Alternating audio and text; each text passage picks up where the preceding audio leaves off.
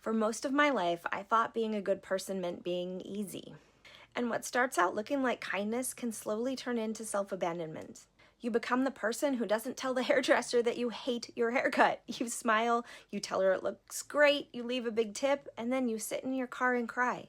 You become the person who gets the wrong order in a restaurant and notice that your server is really busy and stressed out and decides to say nothing because you don't want to make her day harder.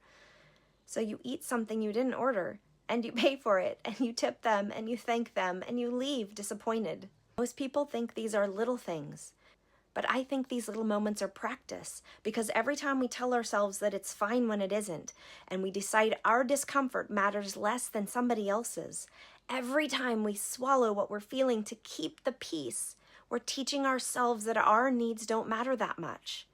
And if you do that long enough, you start surrounding yourself with people who benefit from it.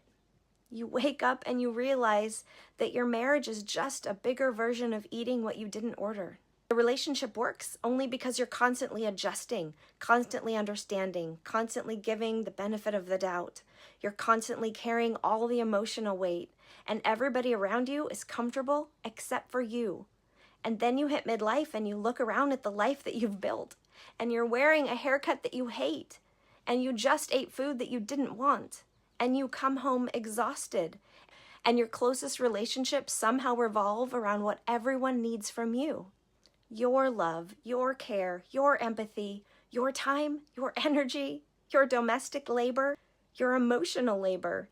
And somewhere along the way, you stopped asking yourself what you need. And that's why I don't think people magically end up in one-sided relationships.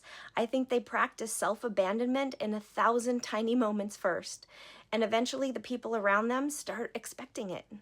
Then the moment you finally learn to speak up, the moment that you finally have a need, the moment you finally say, actually, this isn't working for me, suddenly you're difficult, you're sensitive, you're emotional, and you are asking for far too much.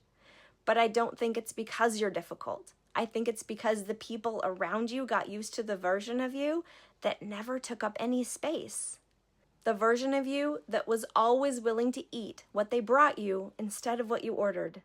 The goal of healing isn't becoming easier for everyone else. The goal is learning how to stay on your own side. I spent so many years trying to keep everyone else comfortable, but now I've learned that my life belongs to me too. Hi, I'm Jessica. I finally figured out why I kept ending up in the wrong story. Turns out I was the casting director all along, but I kept giving myself the supporting roles in my friendships, in my marriage, in my career, in my own life. Plot twist, the main character was always me. I just didn't know her well enough to step into the lead. So here, I talk about the emotional patterns that keep some of us from ever claiming that lead role. No one should feel stuck in their own life. Welcome to Journey to Jessica. Welcome to your recast.